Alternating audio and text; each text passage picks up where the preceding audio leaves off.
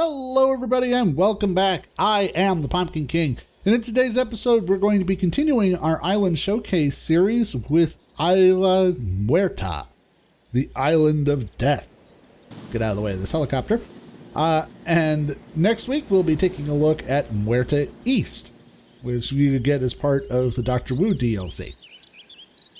So the theme for Isla Muerta, the Island of Death, is that this is an island that is brought back to life. In the story of the 5 deaths, the warrior makes his way through all of the 5 islands, facing various challenges, but when he arrives at the Island of Death, he faces death himself. And after conquering this foe, he dies and is reborn. Well, that's exactly what we're doing here on Isla Muerta too. We bring the dead back to life. As we start in on our journey, we of course come in at the Helipad, which is next to the beach on the west coast of the island. This allows for a nice, smooth transition into the actual area. Of course, we have our obligatory landing area for the tourists. We have clothes shop, the restaurant, the arcade, and the bar. Gotta have your trifecta, you know.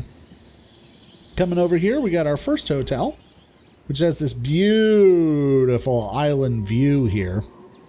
One of the nicest parts about Isla Muerta is it has such a nice, extensive coastline. We'll be seeing more of that later. But we have this wonderful view of the bay and the mountains over here. Coming down from the hotel, if we come around over to the left, okay, we have a pool. This is my first attempt at making a pool in this game. I was reasonably happy with the results, though the water doesn't actually meet the edges.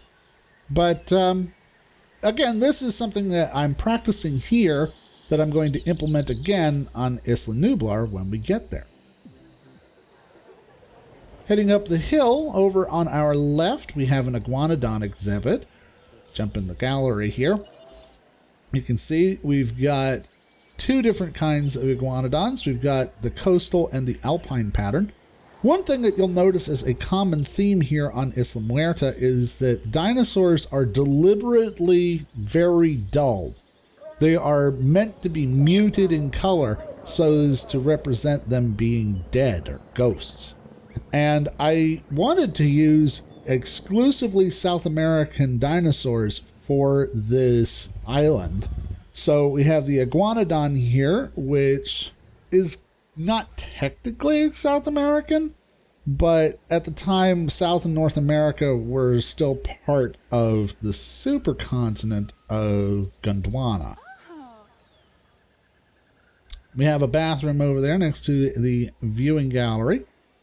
And over here, if we pop on up, you get on to the monorail. Now, the monorail on this island forms a long, skinny loop, so it's always in the background. But it is the main way of transporting around the island due to these large water features.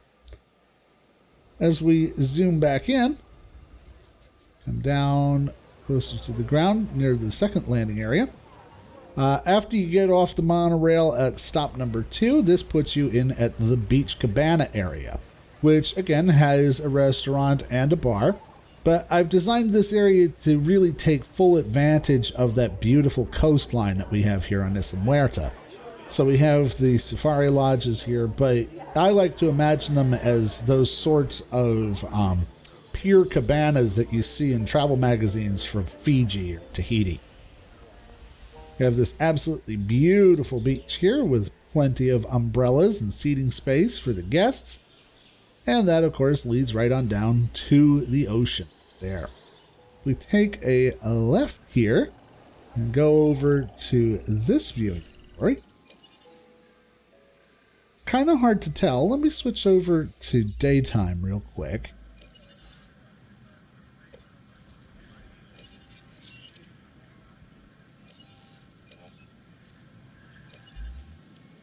It's kind of hard to tell in the dark, but if you look at this viewing gallery, you can see we have some Hypsalophodons. This is a modded dinosaur, and I'll put a link to it in the description as always.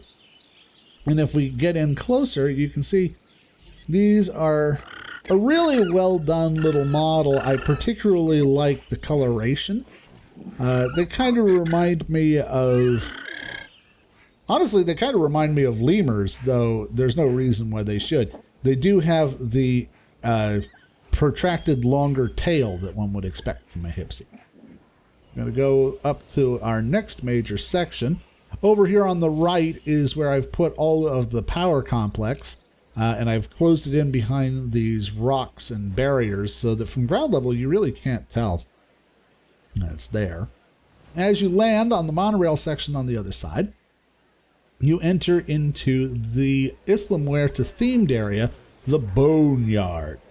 This is meant to represent a dig site that has the fossils being dug up. Lots of rocks, lots of volcanic action here.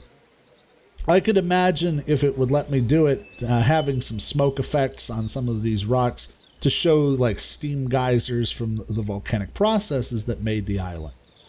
Over here there's a fossil zone where you can buy your various bones. There's actually 3 of them around.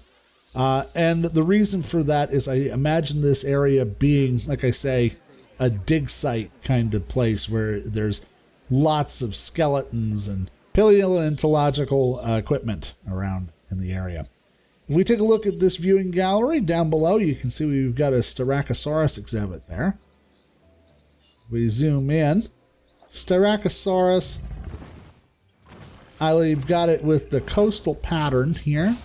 Coastal and I think wetland is the other one. I know Styracosaurus is not a South American dinosaur, but it does have that distinctive bony frill, which is something that I wanted as the backdrop for the signature restaurant of Isla Muerta, the Boneyard, which is a ribs and barbecue place. Over here we've got, like I said, the little tents and the Jeep and everything set up to signify that this is actually a fossil dig. We also have our fossil center over here. And in my head, I imagine guests being able to tour this building and learning about the different fossils from the dig sites and how they're processed and, learning about the fossilization process in general. Coming over here, we have some more spiky, bony dinosaurs to fit in with the Boneyard. In here, we've got Kentrosaurus and Gigant Spinosaurus. And I want to say we have Chunkingosaurus in here too, but it might just be the 2. I know that both of these are not South American dinosaurs, but I chose them specifically because of the big spines on their shoulders and on their back, and the thagomizer spikes on their tail. It fits in with the Boneyard theme. So that is the Boneyard, and then as we continue on up the hill here, here's where we've got our hatchery.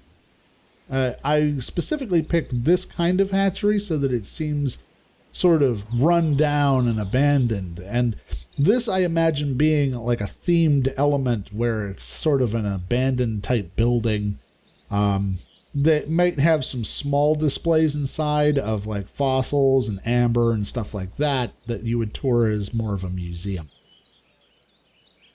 And then we have our next monorail station, which brings us over to the 3rd and final section of the island. It's over here. Diving down, we have this little shopping complex area here. There's a little water feature in the middle.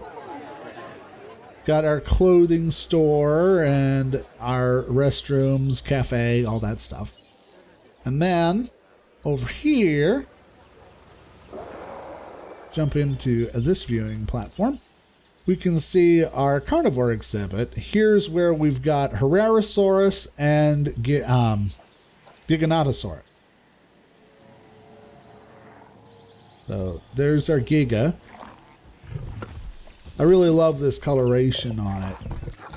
And it fits with the theme of having it be mostly black and white. And the Herreras are also a very muted color. And both of these, again, are South American dinosaurs. Though, of course, they would never have actually met in real life since they've lived millions of years apart from one another, since the Herrerasaurus was from the Triassic and the Giga from, I want to say, either the early Cretaceous or the late Jurassic. The hotel at the western end of Isla Muerta has a view of the mountains, and although you can't see them very well, you can see the necks moving around down there. There is a sauropod exhibit to the west of this hotel. We can go ahead and jump into that.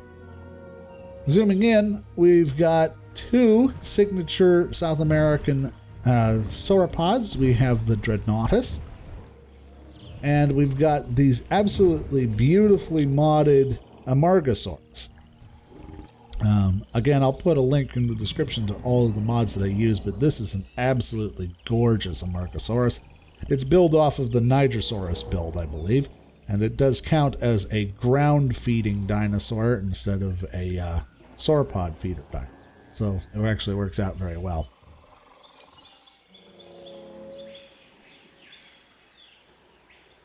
So that is Isla Muerta, or what I'm calling Muerta West. Now, on the other side of this ridge is where Muerta East kicks in. And we will be taking a look at that next week. But until that time, I am the Pumpkin King, and I will see you next time.